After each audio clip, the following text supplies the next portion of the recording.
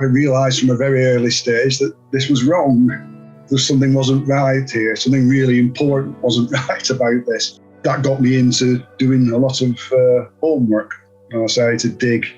And yet I was probably one of the most naive individuals you could hope to meet. I'd never been on a demonstration prior to 2020. I tended to believe what I was told, what the state said, broadly took it for gospel. But obviously all that changed. For a while, I did cling on to the idea that what was happening was some combination of incompetence and panic. That could explain it. So I'm not going to go anywhere else thinking what's going on. And then obviously as it went on, it became blatantly obvious something wasn't right.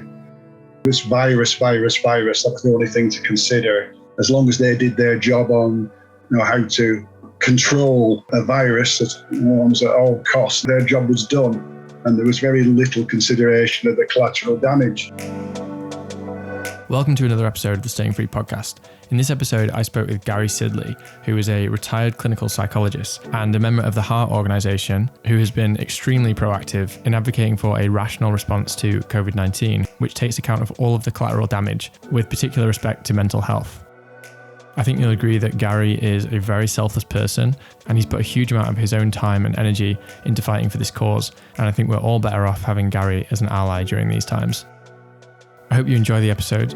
If you do, please give it a share on social media. If you're enjoying the podcast so far, please give it a 5-star review on whichever podcast platform you're using.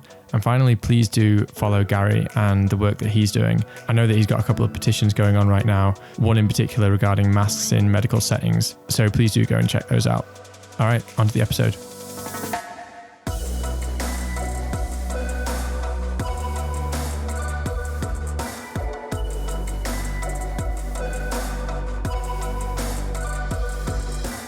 I know that you worked in the NHS as a consultant. Are you still doing that now, or are you? Oh no, I retired in 2013. Okay. Yeah, that's a good starting point then. So do you think that since you are retired from working in the NHS, that's kind of given you an ability to speak about these issues, which other people wouldn't be able to? Because something I've noticed is that there's not that many NHS workers speaking out. I think that's absolutely right, yeah. The brave ones who deserve all our credit are those that are still on the front line, who are still in the system. After saying that, it's not been without costs, I don't think, speaking out. Since 2020, I've definitely lost a few friendships, personally and from my past employment. A lot more friendships and liaisons with ex-colleagues have got more distant and more remote. So it's not without cost, but you're absolutely right. I think it's the people, the few who are still in the system, trying to do the day job, who've managed to stick their head above the parapet. I think they deserve huge credit, and I've got huge admiration for them. And do you know how that's been for them? The people who have stuck their head above the parapet, have they faced kind of career consequences for that? Oh, horrendous, Johnny. Yeah, absolutely horrendous. I'm not obviously going to name names, but I can think of 2 clinical psychology colleagues who stuck their head up out the parapet, and both finished up. One still going through disciplinary action. People, colleagues complained that they were being reckless and unprofessional, and coming out with views that were conspiracy theories and putting people's lives at risk. So one of my clinical psychology colleagues, I think, has had to endure, I think it's 3 or maybe even 4 separate disciplinary processes already. Another one has been cleared recently of all charges, and that's good news. But it must be hugely stressful for these people. Wow. So let's just rewind then for a minute. In terms of your career, what is your background, I guess, as a health professional? Yes. Well, I started working for the NHS back in 1980. Giving my age away there, really, but I've been to university. I got a biochemistry and physiology degree, but then decided that I didn't particularly want to spend the rest of my working life in a science laboratory, and I got interested in mental health. So after that degree, I got a job as a nursing assistant in an acute psychiatric ward, which was quite an experience because I'd never been in that kind of environment before. And then went on to do my psychiatric nurse training through the 1980s, worked as a psychiatric nurse in Manchester. And then in 1987, left to do my clinical psychology training, having already got a psychology degree through the Open University as I was doing my nursing. So in those days, I wasn't married and no kids. So you could kind of do things like that in your spare time. So 87 went off to do my clinical psychology training, qualified in 89, and then worked for a lot of years, 28 years plus, then as a clinical psychologist in adult mental health. And the last 12 years of that was as a consultant clinical psychologist. Then had the opportunity, and I appreciate I was very lucky to opt for early retirement in 2013. Initially occupied myself after that, being a kind of activist for better mental health care, particularly looking at alternatives to the illness like any other biological psychiatry kind of approach that dominates the sphere, as you can imagine. And opposing what I saw as really like a psychiatric tyranny. And then in 2020, an even bigger tyranny seemed to emerge, and that's taken my attention, and that's where I've spent the rest of the time from 2020 onwards, really opposing that in various ways through writing, blogging, a little bit of training, presentation, like. So you don't sound like a far-right conspiracy theorist to me. Definitely not, Johnny. And it makes me laugh, because as you can imagine, I'm sure you've experienced this as well on social media when you're expressing a view that deviates from the dominant narrative.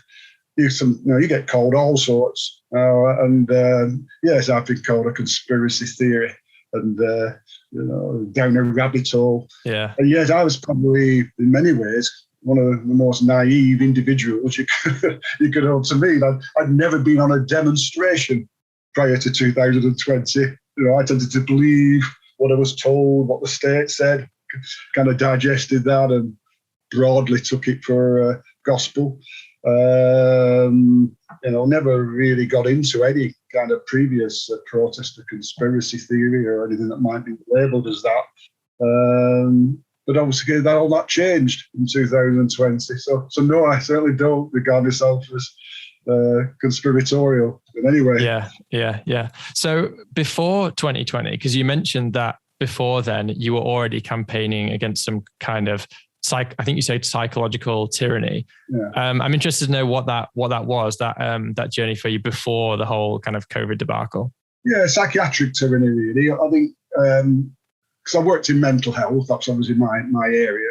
Worked with adults with a whole range of psychological difficulties, mainly at the more severe and complex end. So what that boiled down to was like working with people who were actively suicidal, actively psychotic, severely depressed, whole range of complex anxiety problems. But the actual model that dominates mental health arena in the Western world is a biological one. The idea that our emotions and our emotional distress is primarily caused by mental illness that is underpinned by some kind of biochemical imbalance. Right. And therefore necessitates biological treatments in order to resolve them. I think that kind of model which dominates is fundamentally flawed. I think it's associated with lots of disadvantages, not least of which is stigma. And it kind of makes me smile when people talk about, we've got to talk about mental illness and having a kind of severe mental health problem is no different than than having kind of cancer or a broken leg. And I'm kind of thinking, well, I can kind of see where that kind of argument comes from, and it's often well intended. Yeah. But actually trying to make sense of emotional problems in that way does lead to a lot of negatives. An overprescription of psychotropic drugs, which have horrendous side effects in many cases, and dependency and so on. So it increases stigma. Lots of evidence that if you try and explain people's distress, emotional distress, on the basis primarily of some biological malfunction, yeah, the person's going to get more stigmatized than if you try and explain it in terms of, say, past experiences or environmental contributors. Okay, so were you in that kind of industry? Were you a bit of an outlier, or do a lot of clinical psychologists agree with that point of view? A lot of clinical psychologists agree with that, yes. I'd be an outlier as far as consultant psychiatry was concerned, again, with a few exceptions. Some consultant psychiatrists who are medically trained practitioners, as you may know, do agree with me. Some of them are very outspoken, but most are still buying into that kind of biological illness like any other model, which I think is hugely disadvantageous. But as far as psychology world's concerned, no, I certainly wasn't an outlier there. I think the majority of psychologists, not all, but the majority would have sympathy with the view I've just expressed. So how would you term it then in terms of the way that you see things? That you mentioned that there's over prescription, but would you agree that there is a kind of marked increase in mental, I guess things like mental health issues, mental health illnesses, or do you think that they're kind of, I guess, overstated, or how would you kind of term that change, or what's happened in society to kind of lead us to where we are now and the kind of problems we face? How do you define it, I guess? No, mental distress is certainly real. Don't get me wrong. I'm not saying it doesn't exist. And there's lots of around. There are lots of very distressed people, far more over the last couple of years, I would argue as well. So it's there. It's just a different way of explaining it and a different way of trying to respond to it. I think the best response is like a bottom-up approach with a focus on our humanity and social contact. For example, Johnny, if you take people who are in a floridly psychotic state, which can be hugely frightening, both for the individual and for family and friends, of course, someone who's got beliefs that most people would find bizarre and unusual, and it's often petrified. At the moment, traditional psychiatry would respond to them by putting them in a psychiatric hospital, often under a section, taking away any kind of control that they have, and treating that with medication, and sometimes still electroconvulsive therapy as well. So it's another issue in a way. Now, I'm not saying that drugs don't have a role. I think they do. Some people benefit from them, particularly in the short term. I think they can be really useful, particularly if someone's level of agitation is sky high. But as far as actually medium to long-term improvement, I think all the evidence again suggests that the most effective way would be some kind of crisis houses. If we had 24/7 crisis houses, in every town,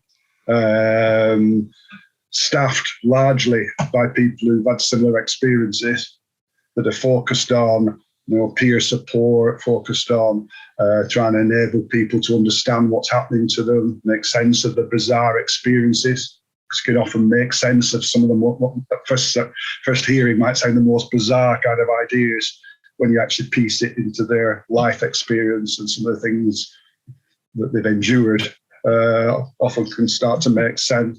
Just that process, really, a very human-focused process. I think the outcomes would be far better. The outcomes, as it stands, are not very good, I'm afraid, for people who finish up in the often a revolving door of psychiatric hospitals. And we're still, Johnny, those with what the psychiatry profession often refer to as personality disorders, which is a horrendous expression. People with more complex problems, often associated with lots of self-harm, often spend many years just going backwards and forwards from pillar to post. The psychiatrist doesn't really want them because they don't see them as being kind of properly ill in a way. It's a personality defect, I'd say. So they get kind of scapegoated and excluded, and it adds to their problems, really. So I think we could do it a lot better in the mental health arena.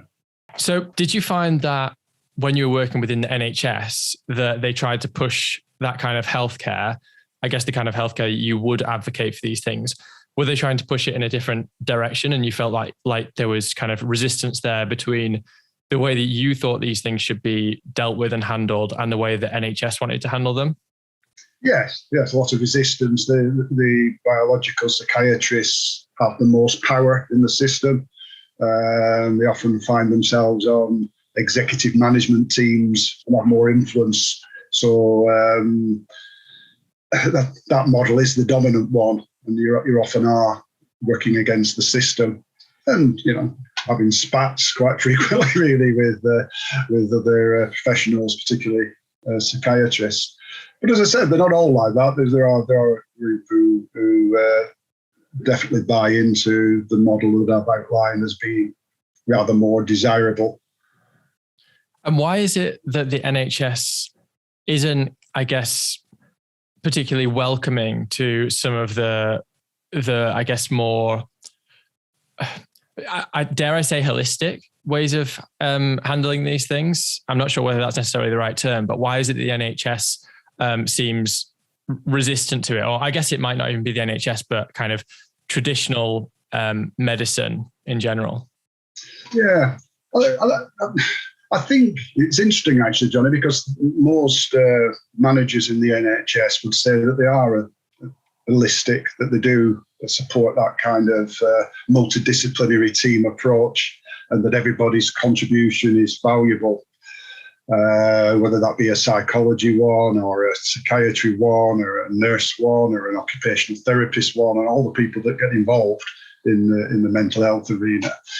But in practice, what you find is it's not like that. In practice, you find that the large majority of people's care is dominated by medication, by a biological understanding. So I think there are a lot of genuine people working in mental health, don't get me wrong, and often it's a very challenging job a lot of the time, and I have a lot of respect for people who work on the front line, particularly with people with acute mental health problems. But that model of the primacy of biology runs through the system. And I guess if you think about it, the NHS developed from looking at physical problems, so it's just an extrapolation of that way of looking at things. And if you look at management teams and all the middle managers and senior managers, well, certainly the middle managers, some of the senior managers in the health service usually come from a background that focused on biology in some form or other. So it's not surprising, therefore, that they kind of assume that that's the way it is. I don't think often many think about it, really. Many of them genuinely believe that they are offering this balanced model of care. Yeah. But when you look at it, I'd say that's not the case. It's distorted very much towards illness like any other kind of mindset.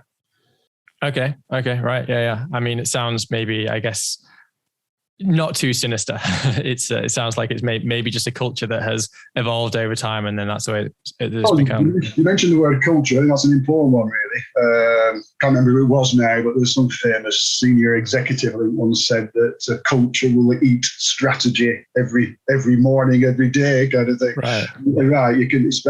It's very difficult to change a culture of an institution, no matter how many strategy documents you might write and how many educational sessions you might push. Culture is enduring. Would you say, and I mean, I guess this is a theory that I have, so I don't want to put words in your mouth here, Gary, but would you say that the people working in the NHS kind of they want to in some way fall in line with their peers. And therefore anyone who has a kind of opinion that might be outside of the accepted range of opinions, that they're encouraged to kind of be quiet about that, because there's a kind of somewhat of an orthodoxy in the way that you should approach issues. Yeah, I think that's true. I think there's certainly a power hierarchy. As I mentioned before, the consultant psychiatrist tends to rule the roost in most mental health teams. There's a requirement for all the mental health trusts in the NHS to have a medic on the trust board. Obviously, and that's usually a psychiatrist. There isn't the same requirement to have a clinical psychologist or an occupational therapist. So there's lots of things in the system that ensure that the power base of psychiatry is maintained, and I just think that's unhelpful. Right. Okay. So fast forwarding to 2020. I guess let's go back to the beginning of this whole process, because I know that now you're working with the HART organization and things like that. So this has obviously become a big part of your life and a big part of your future after being an NHS consultant. So let's go back to the beginning of this, because I'm interested to know what your initial thoughts were at the beginning of COVID, probably going back to, I guess, the beginning of 2020, and just how things evolved there for you as an NHS consultant and someone who's worked in the medical field. You're probably more qualified than anyone I've spoken to so far to actually speak on this issue. So yeah, what's your experience reversing the clock there? Well, at the risk of sounding like I'm blowing my own trumpet, Johnny, I realised from a very early stage that this was wrong. There's something wasn't right here. Something really important wasn't right about this. And, I've got documentary evidence going back to February 2020, where I wrote a blog post about, does it really have to be this way, when we're heading towards the first lockdown. And it was a blog post that I got a horrendous amount of flack for from the ex-colleagues and friends who, were very kind of emotional about it. And I was, verbally attacked in a number of ways, usually in writing, obviously, rather than face-to-face. And looking back, I've been asked that a few times, because I was an early recognizer of what was going on. People say, well, why do you think that was? And as I said, I don't see myself as being this kind of switched on person who's always open to a conspiracy theory or something that's going wrong, because that was never me. I just got my head down, worked hard and just got on with things usually. But looking back, I think there's at least a couple of factors that alerted me, that triggered my kind of early warning signals. I think one was that a lot of my research efforts in mental health were around risk. I worked a lot with people who were actively suicidal, and looked at some of my research. My doctorate was in the psychological underpinnings of suicidal behaviour. So I did a lot of work with risk and risk assessments and risk aversion. Risk assessments and almost useless. We're hopeless at trying to predict who's going to be at risk of self-destruction or murder, for that matter. Risk aversion was a real plague, I thought, within the mental health sphere. It caused so much extra distress. People just completely paralysed by the possibility that something might go wrong. So I had that knowledge and experience, I think, which was helpful. I'd also, albeit many years ago, in my nursing days back in the 80s, I was charge nurse and a senior nurse in charge of a ward at a large psychiatric hospital for a couple of years. And I used to clash then with the infection control team, who I used to think were hugely unrealistic and blinkered in their outlook. That's interesting. Yeah, and I'm sure it was well-meaning. And these are nice people. I don't want to slur them as being kind of bad or evil or anything by any stretch of the imagination. But they were so blinkered and couldn't see the bigger picture. So they'd come into my ward, where I was in charge of at that time at 30 gentlemen with the severe mental health problems, long stay people, whose let's say some of their daily habits weren't the most hygienic in the world. And they used to then recommend, the infection control bureau used to recommend things which was totally unworkable, and they used to have, again, many kind of lively debates with them about what was feasible and what wasn't, and what was in the residents' interests and what wasn't. So I think that helped as well, because I kind of know, how blinkered some of these kind of infection control, public health kind of people can be. So that, together with the stuff on risk, I think set my alarm bells ringing very early. That this didn't feel right. This didn't seem sensible. And then that got me into doing a lot of homework. I started to dig and look at, I don't know how many people died of flu every year, for instance, and looked at viral infection and pandemic kind of plans and all these things, which prior to that I hadn't really paid much attention to him certainly for a few years. So that's how I started to get concerned. And then obviously as it went on, it became blatantly obvious that something wasn't right. And I always find it interesting, Johnny, that I suppose this testifies to my non-conspiratorial credentials, really, that for a while I did cling on to the idea that what was happening was some combination of incompetence and panic. And that could explain it. So I'm not going to go anywhere else thinking what's going on was this incompetence and panic. Right. But then after a while, I think that seemed to be inadequate as an explanation of what seemed at first sight to be total insanity, self-destructive insanity of what's going on.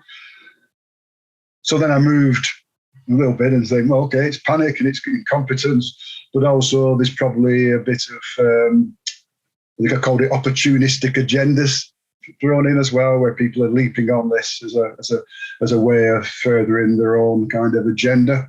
Yeah. And whether that was around green issues or whether it was around universal income or some form of more state control or more left-wing kind of politics. Although the left-right is an interesting one because it hasn't split anywhere, has it? It's another fascinating aspect of all that. Yeah, exactly. What is left and what is right anymore? None of these terms really make that much sense these days. No, I've got a very, very close allies who used to be pretty extreme left-wing people. Jeremy Corbyn supporters, for instance, who now are more sceptical than I am about, and more critical even as what's gone on than I am. So it's really interesting kind of how some people have been affected by this and some people have bought into it. Most people have bought into it, but some haven't. So I kind of transitioned in a way, excuse that term, but from incompetence and panic explanation to that's not adequate. There's got to be some opportunistic agendas thrown in as well.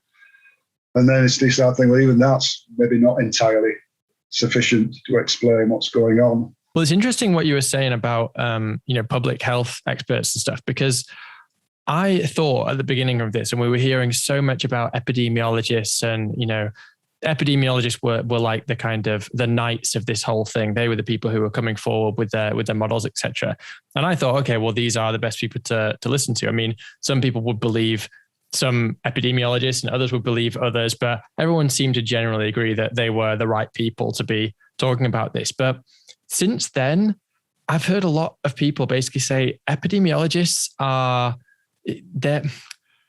it's not a lot of people don't regard it as a very real science, as a hard science. A lot of people think that epidemiology, it's very model based. It's very, a lot of these things are kind of unprovable. A lot of them are open to interpretation and to kind of subjectivity. I'm not sure whether I regard epidemiology in the same way, just because so many have got it wrong. Like, I know there are notable exceptions to this, such as, the ones who signed the Great Barrington Declaration, etc. Like, there are probably standouts who have been proven to be, through the lens of history, correct on this stuff, whether it's been admitted by the kind of powers that be or not. I think that most of us would agree that they were on the money, but there's a lot of epidemiologists out there. And I would say that, it was actually a minority signing those kind of documents, like the Great Barrington Declaration. But most of them got it completely wrong. So yeah, I'm just not sure I'm not sure how much credibility we should give to some of these professions. No, nor I. And I think you're right, Johnny. I think the modelling didn't do them any favours, really. And again, a very narrow approach. It's one of the positives of being on HART, really, is that we do have public health doctors and immunologists, as well as all your range of medical professions, cancer experts, as well as psychologists, economists, a broader base of people, really, which I think was one of the disadvantages of SAGE, is that it was far too narrow in its outlook. It was dominated by epidemiologists, where it was virus. That was the only thing to consider. It was almost as if it was the case that as long as they did their job on, how to control a virus almost at all costs, and it was almost like their job was done, and there was very little consideration of the collateral damage of the restrictions and so on. So yeah, I think there were, as with my kind of previous view of infection control as being blinkered, I think the SAGE scientists were blinkered as well, and were drawn from a much too narrow range of professional groups. I would totally agree with that. Yeah, I think that really people have had to take a second look at, I guess, public health in general, and how much we can actually trust, not necessarily everyone within working within public health, but certainly, like you said, just not considering collateral damage and things like this. It just seems like a really obvious thing to do that was just completely neglected. So yeah, I think that it's probably healthy. It was probably overdue. It's just that we needed, I guess, a big event to make us all kind of sit back and, take a look and say, oh, wait a second, should we be putting all of our eggs in this basket of believing, these people who have these, very great credentials, but are they just blinkered to all of these other kind of side effects, for instance? But I guess on the other side of that, we've also got the fact that, was it all innocent, which is something I want to get onto. But you mentioned that you'd written an article quite early on in this, which got you a little bit of criticism. What was the kind of main things that you were arguing there? Well, yeah, the actual article itself no longer exists on the internet because my blog was a mental health one at the time. It was called Tales from the Madhouse. Mm-hmm. That was the title of the book I wrote back in 2015, which was a critique of psychiatric practice. And it was actually on that blog that I first mentioned my concerns about lockdowns. Does it really need to be this way? I've still got it on Word document, but it's no longer accessible on the web because I let that blog go. So I've got another blog now, coronababble.com, which is where I put all my blogging stuff now on there. So I let the other one go. But yeah, basically what the first article was about was just expressing some doubts about whether the state's reaction to this new virus was an appropriate one, or whether we were, responding in a way that was going to do more harm than good. It wasn't denying that it was a novel virus. It wasn't denying that it could be very nasty for a subsection of the population, but it was actually questioning whether we should abandon many years of pandemic planning. Because we all, as you know, probably Johnny, the public health people had always said that we should never lock down, we shouldn't mask the healthy, we shouldn't shut the schools. These things cause more problems than they solve. We shouldn't even close borders and stop people travelling, I think is what most pandemic plans say. And then we sort of abandoned all that very quickly for no obvious reason, as far as I could see. Yeah. So that was the first thing I ever wrote, and that was on my previous mental health blog. And I did write one more on that mental health blog on the topic as well, and that was called A Tale of Two Tyrannies. It was comparing psychiatric tyranny, as I've outlined to you already, with what seems to be a bigger tyranny that was being inflicted upon us all around the COVID stuff. Yeah. Let's get onto that tyranny then. I guess from your background in clinical psychology, probably the things that are going to be the biggest aspects for you, presumably, would be masks and things like that. I find it very strange how masks have just been so quickly normalized, in particular for children, and that it's been kind of just neglected, the idea that this could possibly have any kind of impact, when it just seems so obvious to me and to a lot of other people that things like masks do enormous amounts of harm. It's just not how we've not biologically evolved to not see people's faces, to not see people's emotions and expressions, and to see people's mouths, in the case of young children, to see people's mouths moving when they talk, etc. I mean, it still seems crazy to me that, obviously in the UK, it's not got as big a mass culture in other parts of the world right now, but it seems crazy to me that people let this happen. So what was your view then and your view now on things like masks? Well, my view then was like yours, that it was not a helpful intervention. But I lay the blame predominantly at the hands of my psychology colleagues, the behavioural scientists in the nudge unit. I don't know how into the work of the behavioural science units you are. Not at all. So yeah, you may be. Well, behavioural scientists are embedded in pretty much every department of government, both in the UK and across most of the world these days. It's in the UK. It gained impetus back in 2010 with what they call the Behavioural Insight Team, that was spawned in the government office of David Cameron back in 2010.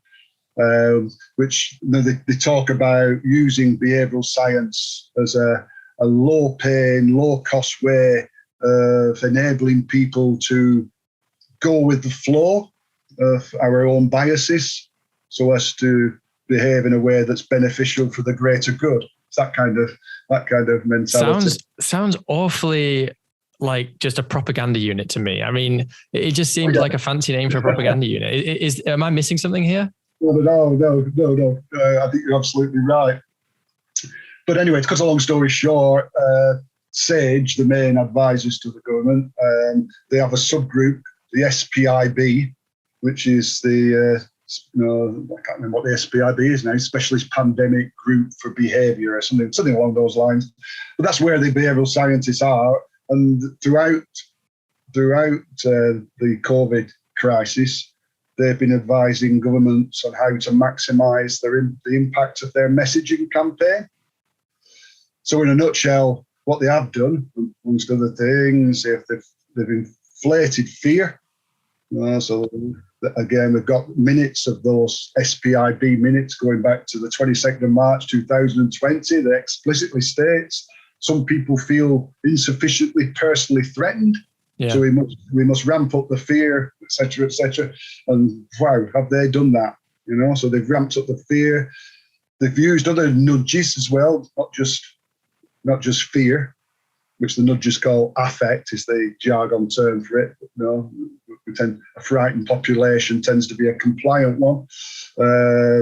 They've used something that the nudges call ego, which essentially is associating the rule followers with being the good guys and the non-rule followers would be in the bad guys. So kind of a shaming kind of exercise. And they've used what they call normative pressure, which is exploiting the fact that human beings tend to be influenced by what they believe most other people are doing.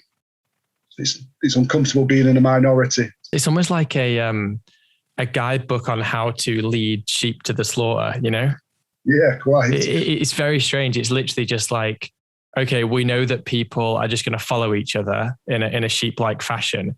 How do we stimulate that to the maximum degree? And yeah, like you said, it was incredibly powerful. And that's kind of, I really put where we are now down to that. And a lot of it was just, even outside of just people wanting to follow each other, it was like you said, the shaming aspect for me was probably the most powerful. The idea that if you didn't wear a mask, it was like, oh, well, you don't care about others. It was never about protecting yourself. And if you notice, because I noticed this at the beginning, it was like, first of all, they said masks don't do anything. And then they said, look, if you've got symptoms, wear a mask.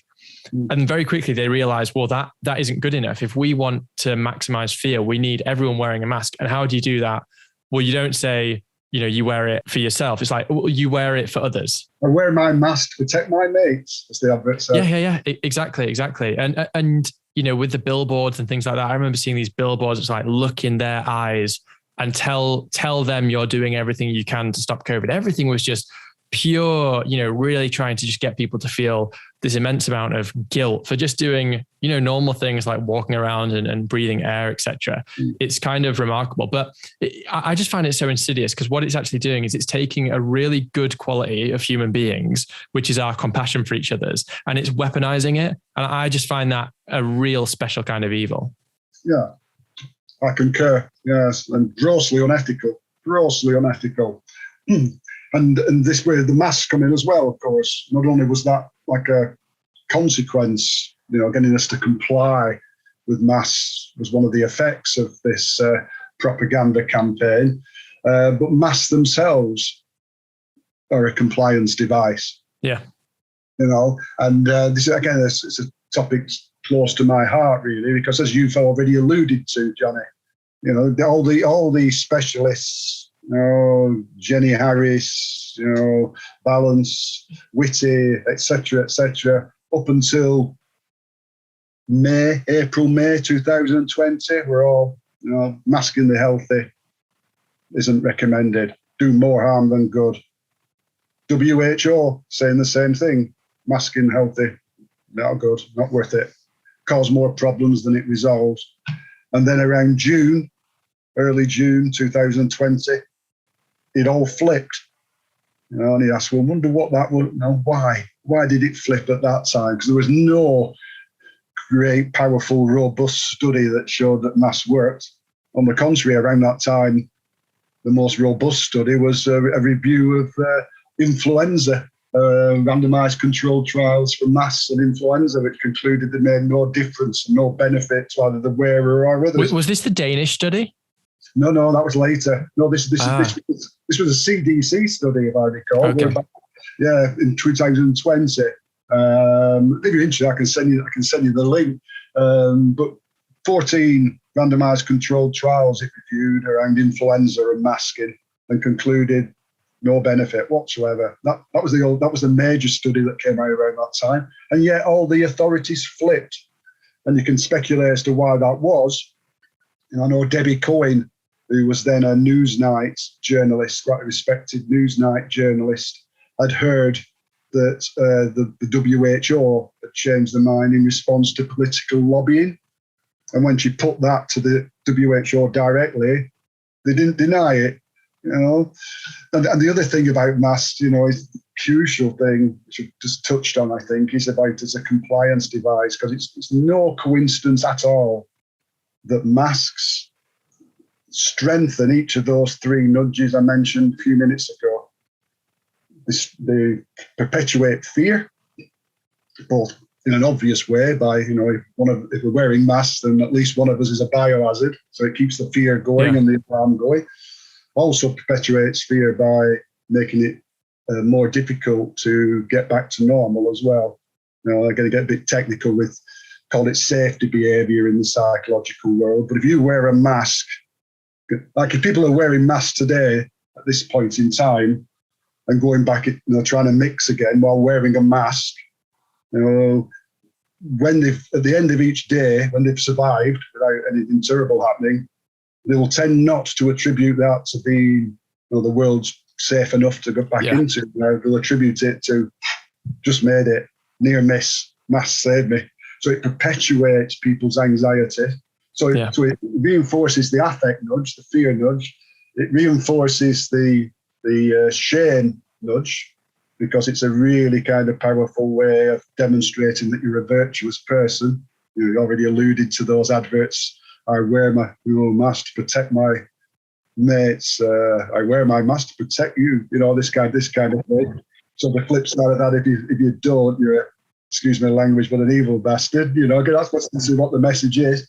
Yeah. And linked to that, of course, is the normative pressure one. The thing about normative pressure, you see, Johnny, is that it's powerful. We tend to want to do what other people are doing, which usually is quite an helpful thing to do if you think about it. If I'm walking down the street and everybody's running in the other direction, it might be wise for me to follow them because there might be something nasty at the end of the road. So it usually helps, as in most situations in our life. But what the nudges have done is they've exploited it. And the more benign ways of exploited it is by some dubious stats at the beginning saying, 95% of people agree with lockdowns. 98%, 99% of people are following the rules, which kind of put pressure on people to do the same. But we know with normative pressure that it's much more potent if there is a tangible and very visible symbol for the rule followers and the rule breakers. Yeah. So what better symbol could you have than masks? You can instantly identify who's following and who isn't, the bad guys from the good guys. And that's not coincidence in my eyes. I think it's undoubtedly the case. Mask mandates were brought in and the pro-mask lobby are still pushing these things. The British Medical Association in schools are still pushing for these things. And I've no doubt that that's because it fits with their kind of worldview, seen as an icon, I think, a cultural icon now. And with normative pressure in mind, it clearly identifies who's following the rules and who isn't, and very powerful. And I'm sure you can testify to being in a room in the early days, particularly when I'm unmasked, in a room full of masked people is not a comfortable place to be in. Yeah, well, this is why I think a lot of people have had to develop a lot of kind of strength and courage through this period in order to say, I'm going to reject the masks, because it's actually a very difficult thing to do. And a lot of people who don't even agree with masks, they don't believe in them, etc., they'll wear them purely because they're like, well, I want other people to feel comfortable. I don't want to be the only one not wearing it, etc. And I think people have had to really build strength and resilience through this time to actually say, I'm willing to go against that. I've drawn these parallels and I don't think they're extreme. And I'm interested to know your thoughts on this, but it's almost like when you mentioned that some of these people who already have a kind of political incentive have been pushing the masks because they kind of serve these multi-purposes, seeing other people as a biohazard, identifying people, as kind of outsiders, etc.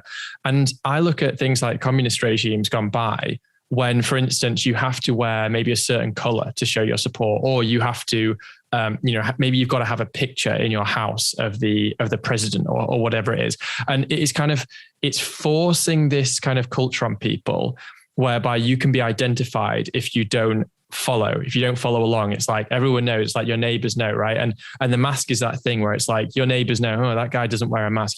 When he goes into the shop, he doesn't wear it. It kind of causes other people to see you as some kind of enemy. But I think even beyond that, it's almost like everyone who is wearing the mask, it's like we're all equal, we're all faceless, we're all the same. It kind of really feeds into a lot of these ideas of, this kind of communist ideology of where people all have to be the same and they can't have any difference. It's kind of like a manifestation of that. It's like, we all have to be the same. We all have to earn the same. We all have to have the same amount of stuff. And now it's kind of working its way into even people's appearances. This is why in communist regimes gone by, everyone's actually had a uniform. You've got uniforms in North Korea. Everyone wears the same color. Everyone wears the same outfit. And now we've kind of got that. Obviously, it's a very, very small part of it. So, I know that someone would criticize this view and say, oh, this is really extreme to make that parallel. But everything starts small and then grows, right? And the mask seems to be this unifying kind of visual representation that we're all the same, we're all equal, we all follow, the something bigger than ourselves, some agenda bigger than ourselves. And I think it's very dangerous. It's a dangerous path we're going down. And I guess my belief is that there's a kind of deeper meaning to all this that obviously is difficult to prove, and it's difficult to necessarily, point to maths and statistics and say, this is what's happening. But it's something that I just kind of sense that's bubbling under the surface, that there's a more of a kind of metaphorical and kind of esoteric nature to all of this, which we should be concerned about. Undoubtedly, I'd agree 100% with everything you've said, Johnny. I can't disagree with any of that. I think you're absolutely right. And indeed, you may be aware that as well as HART, I'm involved, just to give one of my campaigns a plug, if I may, and that is the Smile Free campaigns, smilefree.org, which is an anti-mask mandate campaign that's been running for about 18 months now. And with this week, launched a campaign targeting masks in healthcare, because the irony is, as you're probably aware, is that, I don't know where it is in your neck of the woods, but in mine, and I think in most places in the UK now, you can go in pubs and restaurants and even public transport, and you sometimes barely see a mask. They're very much a rarity in those environments nowadays. In most shops, it's a rarity. Yeah. Walk through the door of your hospital, or walk through the door of your healthcare centre or GP practice, and it's a requirement, which is bizarre. In a place where you might expect evidence-based practice to be at the forefront of persisting with the mask requirement. Yeah. So we've just started this campaign this week, in fact, with an open letter, which is gaining a lot of momentum at the moment, for the smilefree.org campaign, which is really calling this out. It's basically calling this out and regurgitating some of all the evidence that we know about masks being ineffective as a viral barrier, looking at all the harms, including the social and the psychological ones, but also highlighting how some of the harms of masking are even more important in healthcare settings, like communication difficulties, falls in the elderly. The elderly people are our main users of health centres, excluding the hard of hearing, people with mental health problems and histories of trauma and abuse. Having a mask over the face is often triggers horrendous kind of flashbacks to previous abuse. And yet our health services are persisting with shameful and something that we really do need to fight. Otherwise, as you were implying in your very eloquent description a few minutes ago, this is going to be so embedded in the culture of our, almost like part of the uniform. Yeah. And we all know, anybody who's got a psychology degree will have some grasp that healing, whether it's physical or mental, will only occur if you've got a constructive therapeutic relationship with a caregiver, with a professional, with a person that you're working with. No matter how technically accurate and skilled you are, if you don't get rapport, if you don't get empathy, if you don't get sort of mutual compassion, you're not going to get anywhere. That's been demonstrated time and time again. So how the hell can you build constructive, positive, healing relationships behind this veneer of sterility, this anonymous kind of individual? So give me human healthcare any day. Give me the human relationships back. And one of the key ways of achieving that, I think, is to ditch the mask in healthcare settings, because it just makes no sense whatsoever, and I think is hugely unhelpful for the service users. Yeah, I totally agree. I do worry that it will never be removed from healthcare. I think that there's every chance that it could be kind of like what we've had with, when you have a terrorist attack and they bring in a new measure, it will at first be applicable to a lot of things. And then it will kind of like narrow and narrow and narrow. So for instance, first of all, everyone has to be checked going into a nightclub or a big event, things like that. And then it kind of generally shrinks and shrinks. But airports is always the last thing. For instance, with security, it's like we still go in, and first it was just that you have to get your bag checked. Then it's you have to take your shoes off. Then it's that you have to, go through a scanner. And then, you have to, even you can't take water on an airplane and things. And once you bring in those things, for instance, in airports, they just never go away. And my worry is that the healthcare system, like the NHS and stuff, my worry is they'll never get rid of masks now, that will just be completely normalized. But obviously, I hope it doesn't. And it's great what you're doing with this organization. So I think you might be right, Johnny, but I hope not, because I think it is really, really important that we tackle this. Otherwise, it's going to persist. And I agree with you about security at airports after the 9/11 stuff, and how that it's kind of stuck, didn't it? Even though the evidence that it's helpful is pretty limited. But then again, I also thought that masks were going to stay on airplanes forever. And I flew back from Mexico to the UK a couple of days ago, and I was amazed. I actually didn't know that all the UK airlines, or I think at least most of them, didn't have masks anymore. And I was completely surprised by that. So I got on the airplane and I was like, oh, amazing. Like, everyone's not wearing masks. This is great. So on our smilefree.org site, we have a mask watch section where it's hard to keep up to date at the moment because things change rapidly, but we have lists of the good guys and the bad guys, really. So like for airlines, we've got a list of the ones that have ditched it and the ones like Ryanair that are still persisting with it. Yeah. Well, I've got a flight with Ryanair actually on literally 2 days' time. I'm flying out again on Ryanair. And apparently they've still got it. And apparently they police it like really, really stringently as well. Like, if you're eating, you've got to put the mask on between bites and stuff, which is obviously absolute nonsense. So, I spoke to a colleague today actually on HART who said that he'd been on a Ryanair flight recently and just said, even his two grown-up children just said, we're exempt, and said, oh, fine. So they accept exemptions. Well, they accepted it for him. I can't guarantee whether they'll on a uniform. Right. Well, I'm gonna try it that way. One of the ironies of the healthcare stuff. I'm sorry, I get on this soapbox because I think it is so. This idea. You ask the question like, where's the requirement come from? Where is when you actually ask? And I've had some interchange, let's say, with healthcare facilities. I've had some of my friends, and what you often get told is, it's the rules. It's a requirement. It's part of the NHS protocols. But when you start to actually research it and dig, you actually look at some of the NHS guidance for healthcare settings, and it talks about recommendations for masks. Mm-hmm. It doesn't say requirements. Now, of course, I'd argue about recommendations, but just leave that aside for the moment. I think, well, where's the requirement kind of issue coming from?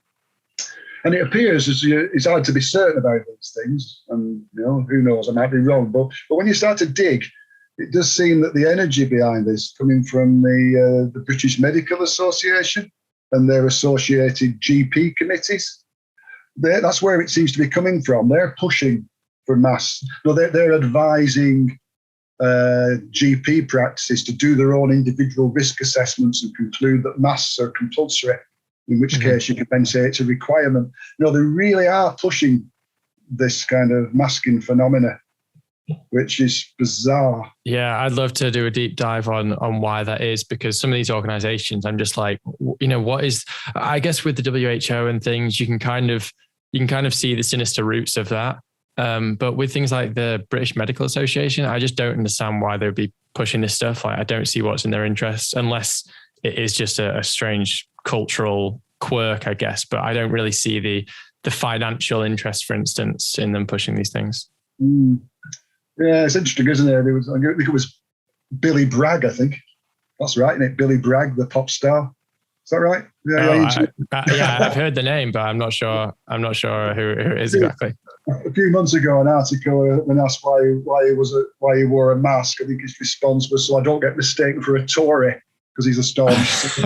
It's an interesting comment, isn't it, in the context of what we've just been discussing. Right. Yeah, absolutely. Look, I know that you're shop time, so I just want to, before we sign off, just get a little bit of your take on HART as an organization, what you're doing, what your role is with HART as well, just before we sign things off. So what exactly, what are you doing with HART, and what's the overall aim of the organization? Yeah, the HART group was set up, I can't remember when now, it seems like a long time ago, probably at least 18 months ago, probably a bit longer, nearly 2 years. It must be 2 years, must be 2 years plus, time fly. But was set up as an alternative to SAGE. which might sound a bit grand as I say it back now, but it was basically we were just so concerned about the advice that the government was getting that someone come up with the idea, well, how about we set up a different group that was more rounded, had a lot more kind of perspectives on it, because as I mentioned earlier, as well as a whole range of doctors and cancer specialists and paediatricians, and we've got psychologists, we've got economists, we've got public health doctors, got GPs, we've got nurses, got occupational therapists, etc., sociologists. We've got a much broader range of people, and the primary function really has been to produce evidence against the dominant narrative, or hold our hands up, on the occasions where we might get something wrong. None of us gets everything right, of course, but by and large, to kind of try and balance the narrative so that people hear both sides of the story. We do that mainly through producing articles. HART, what's our address? HART team. I always forget it. Actually, just bear with me. It's heartgroup.org, I think it is. It'll go on the site there. There's loads and loads of bulletins and information, some long pieces, a lot of brief, punchier ones, all kind of evidence-based, all trying to argue for a whole range of alternative ways of responding both to this pandemic and to future ones. So it's mainly a producer of evidence, really, Johnny. We try and collaborate with various campaign organisations, and provide them with evidence and information to support their campaigns. And my bit personally within that is producing lots of written materials, mainly around the three things I mentioned, really, particularly nudges, masks, and some of the mental health consequences. So that's basically what HART's about. We're still going strong despite having some lots of attacks on us over the last 2 years. No doubt. And thank you to you. I guess there's a lot of people out there who don't necessarily have the opportunity to do anything about this because they don't work. They're not a medical professional in any way. And I know that people like you are, kind of having your reputation in some way put on the line because you're so subject to attacks by doing these things. So, it's so appreciated that there's people like you out there actually standing up and willing to kind of, face the criticism and things like that. Yeah, thank you. Although, like I said earlier, I think it's the ones that are still in the service. We have a number of those who deserve huge credit because they're fighting the battle while they're actually still in the system, which is immensely courageous. So we keep going. We got, like I said, we have our trolls. We have people who hang around our just seems to have nothing better to do than hang around our kind of social media feeds. Well, Bill Gates has got a lot of bots to fund. Yes, exactly. Oh, don't get me going on him. Yeah, that's another one. Yeah. All right, just rounding things off then. If there's any final words that you want to give, I know you mentioned before about ways that people can connect, and one of them obviously is ditching the mask. But any other kind of parting words you have, and also kind of where people can find you too. Well, like smilefree.org is the mask campaign. If people want to join up, just give us their email address on there. You get sent newsletters. You get involved in the campaigns. I've got an open letter at the moment that's going out to the chief executives of the 4 NHS England, NHS Wales, Scotland, Northern Ireland, about masks in healthcare. Had a great response to that up to now. Been signed by, we're into the thousands already of health professionals. That's great. And the public been signed up to that as well. So, really spread the word about that. And HART, Health Advisory and Recovery Team. There's lots of useful information on the website, and if people are feeling powerless, connect with us, join us, help disseminate some of the information, as well as joining like local initiatives as well, which I've found immensely helpful.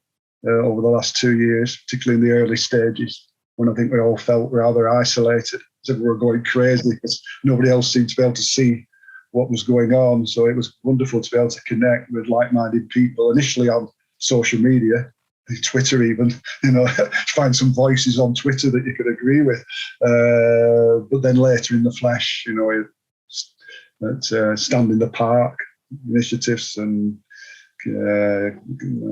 community assemblies and the like, local people. Amazing, there will be people close to you, in proximity, who are sceptical. In fact, just on that, one last word, I was down the pub on Sunday, and I've been in this house for 4 years plus now, living across from this couple across the way. Met them in the pub, and for the first time in 4 years realised they were staunch sceptics, and I've been all along, and I didn't know. And I think that says a lot, doesn't it? Yeah. Didn't know, and I'm sure they thought we weren't. I noticed they weren't clanging pans when everybody else was, like us. Yeah. Other than that, I haven't realised. So there are more people who are opposed to this than it seems. Well, there's more every day. There's more every day, Johnny. Yeah, let's hope that continues. Okay, well, thanks so much, Gary. Really appreciate you coming and having a chat. No, I enjoyed it, Johnny. Thank you for the opportunity. So good luck with the podcast. And keep up the great work. Okay, and you. Take care. Cheers.